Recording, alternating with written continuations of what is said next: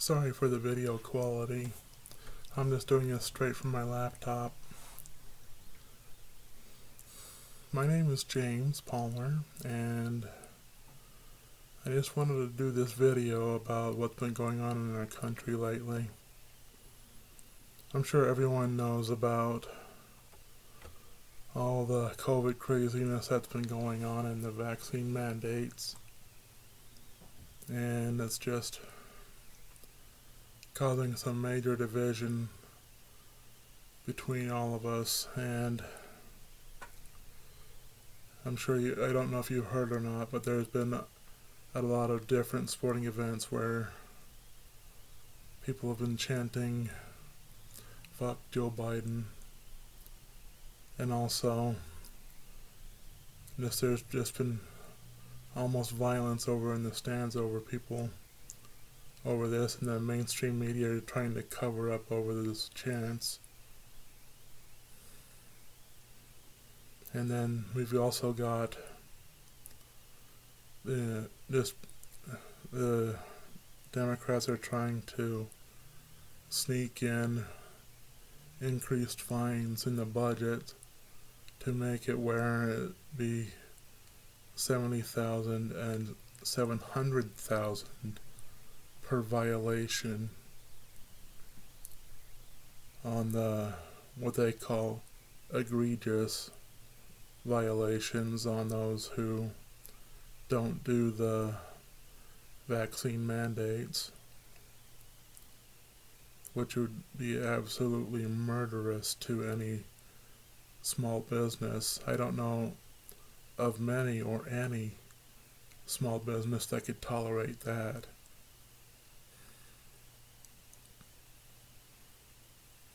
And then of course we have what's going on over at the southern border, where we have thousands of illegal immigrants coming in each day, with another huge caravan that should be arriving at our southern border shortly. And what's even crazier is that although we have this absolutely insane pressure for all of us to get vaccinated, we have, with all of these illegal immigrants that are coming in, there is about a 20% COVID positivity rate for those that they do test. And no vaccine mandate for any of them that they release into our country. They supposedly give them a sheet of paper saying to come back here to find out, just to have their hearing, but most of the time, at least 2/3 of the time, from what I've heard from different sources and from different reports, they're not even receiving that much before being released into our country. And that is most of the people coming across the border. They're deporting very, very few. Even though the Remain in Mexico mandate was reinstated by the Supreme Court, the Biden administration is ignoring that completely. So we have all of the illegal immigrants being scattered to and fro and just being released. We have all of the Afghans that we were able to bring over here, and they're just wandering off. From a recent report, they're not being properly vetted. They're just taking off, and we don't know who they really are. And they've got child brides. They could be not even married. They could be sexually abused, and there have been reports of sexual abuse of their. My apologies.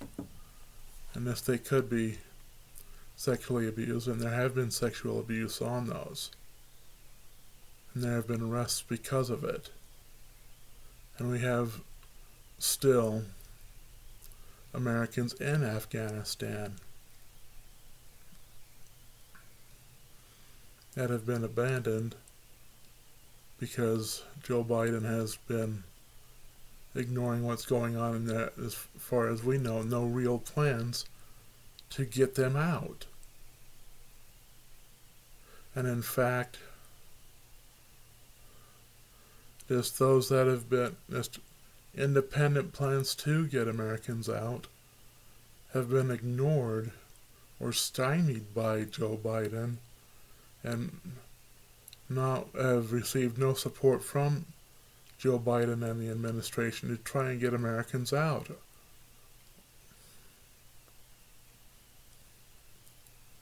And it's with the different budgets that are trying to get passed. One is the one for actual infrastructure. I'm not sure what the complete bill is in the complete bill, but I know that in one of the two,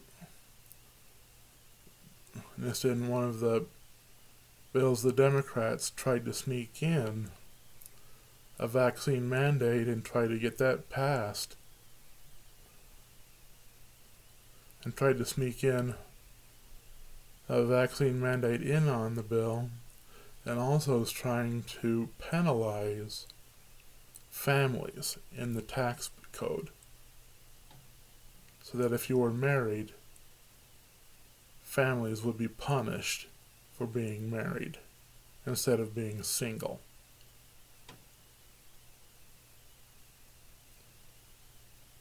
So they would want you to be single and on the dole rather than actually being married and together and working together as an actual family, as a Democrat program. The Democrats are intentionally trying to destroy the family unit.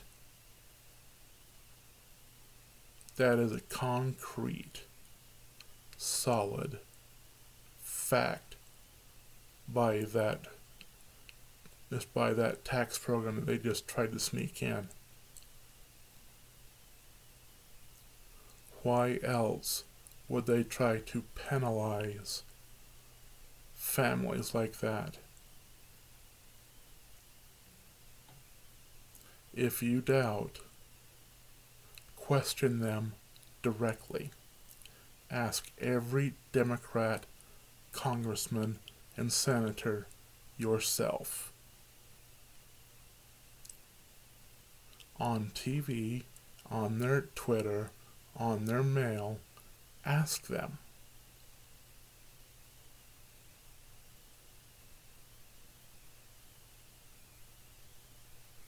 And that brings me to this last point.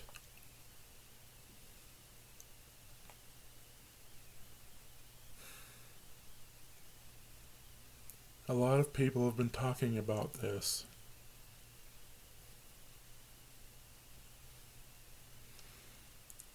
A lot of people have been talking about two different things, but nobody has really been taking it quite seriously. About a possible peaceful divorce or secession, or maybe civil war.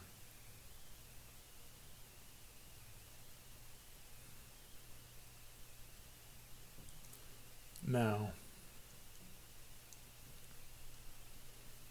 there have been a few different surveys throughout the country, and the latest one where the majority of Republicans, and mostly Trump supporters, have agreed that there should be a secession.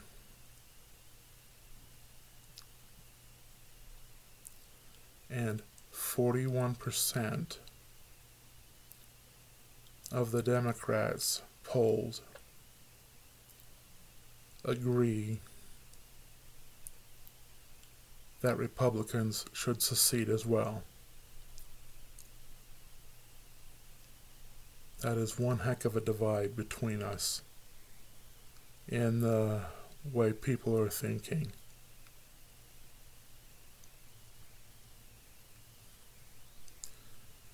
Considering the certainty of the unconstitutionality of the vaccine mandate, followed by the certainty of the fines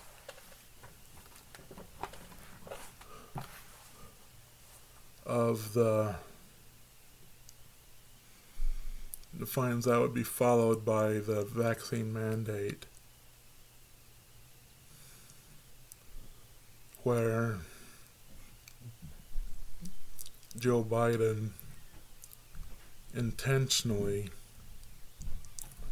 went against the Supreme Court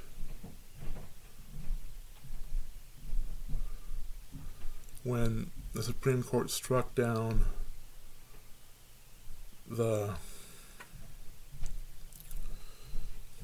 rental protection that he had going when it was deemed unconstitutional, where he and all the Democrats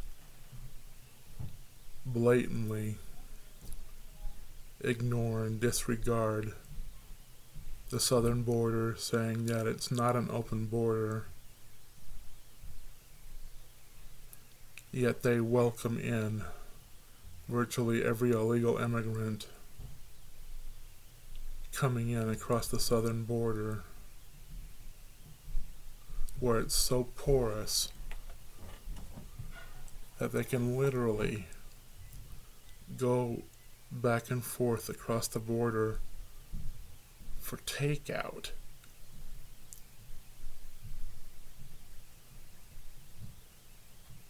Because they can't sit here on our side of the border waiting long enough to get food.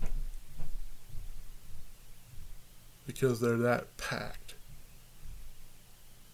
And they don't have enough food, water, and shelter here. Because the Biden administration can't handle the waves of illegal immigrants coming across our border. And they won't take responsibility for it.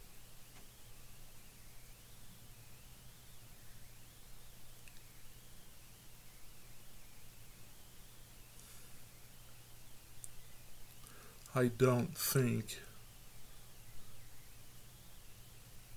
that the Republicans, conservatives, and like-minded independents don't have a choice.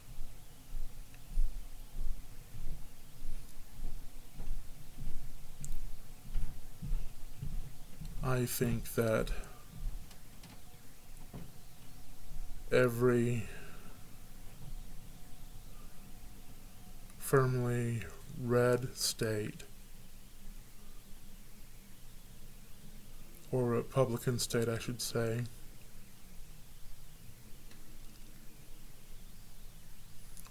needs to contact their governor,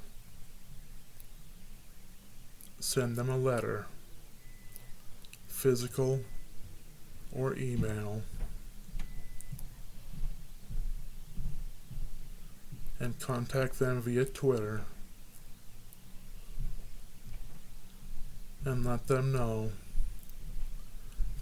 what your feelings are about secession. We want to have this organized and peaceful.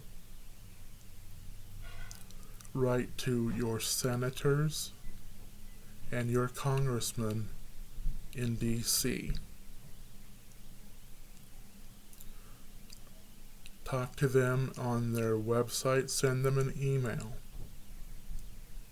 Talk to them on Twitter. Let them know how you feel about that as well. Any purple state that is also of like mind that are kind of divided, if the majority of you are also interested in leaving, let your voice heard.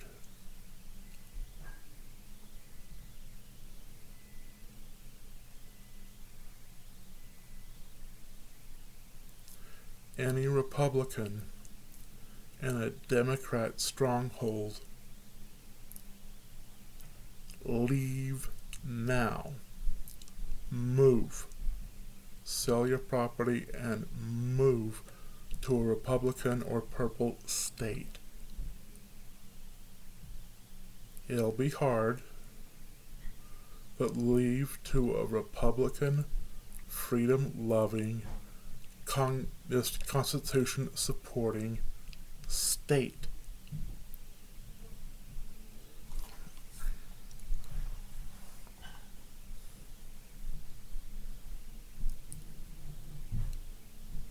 If and when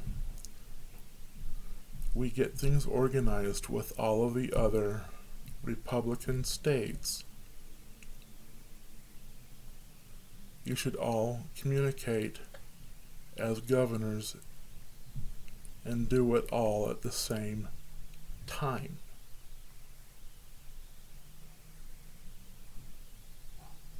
And let every senator and every congressman know in D.C. that enough is enough. Either we start working together as the United States of America. We need to stop trying to divide each other by race, by class, by Republican, by Democrat, by gender.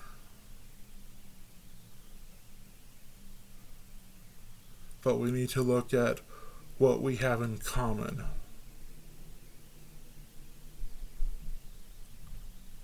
We need to try and unify. But if we're not willing to work together, we will leave.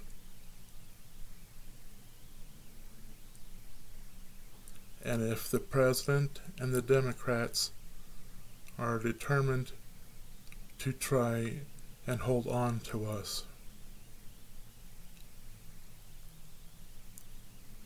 by force, then all of us would need to mobilize our state forces. I do not think it would come to that, and it should not come to that, because even our own military would be divided amongst itself.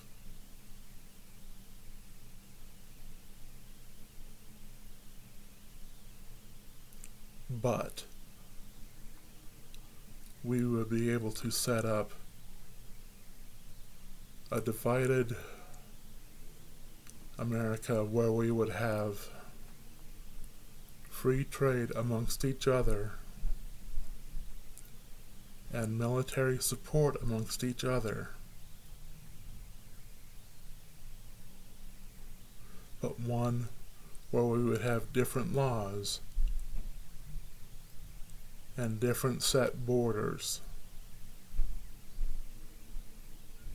And once things were fully established, we would divide the national debt and set up our own monetary system where we would have effectively two different types of dollar bills, where we would be able to sell amongst each other and whatnot.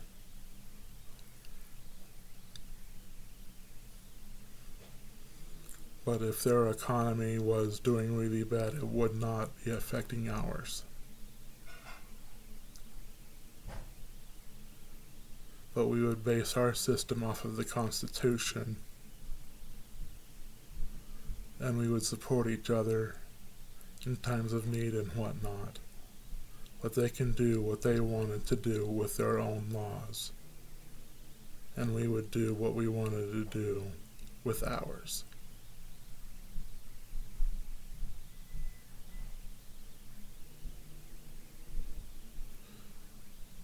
And we would set up a passport system if necessary, if things came to be really bad. And we could close the borders to illegal immigrants and start doing what needed to be done for our borders and protecting our freedoms.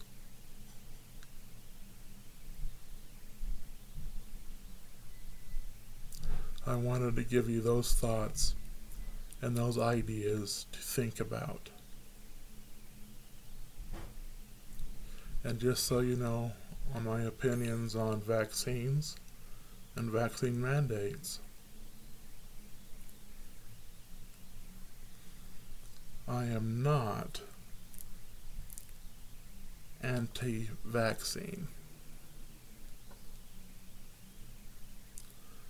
I got Johnson & Johnson. My parents got Pfizer. My sister got Moderna. So we got a rather eclectic mix of all three. But I believe in freedom of choice and talking to your doctor and doing what's best for you. My mom had breast cancer, but she wanted to consult with her doctor first and see if it had been long enough to see if her immune system had recovered well enough for her to receive the vaccines. And it had been long enough for her to be able to receive the vaccine, and she would be okay.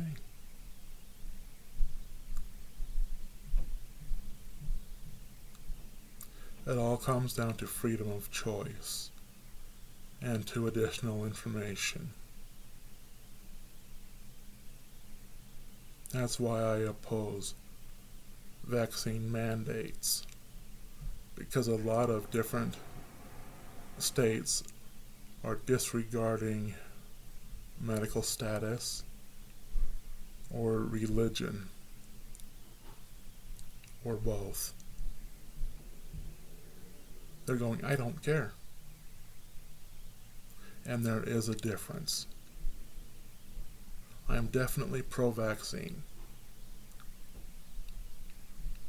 And I believe that vaccine mandates, when it gets to the Supreme Court, if it gets to that point, are going to be shown to be unconstitutional, of which I'm pretty sure Joe Biden knew from the start, which is why he was saying that,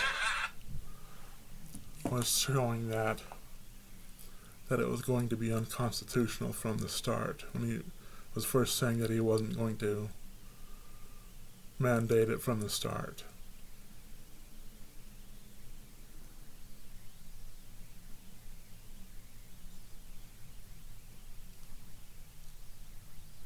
So I'll go ahead and close with that last thought. I'll talk to you later.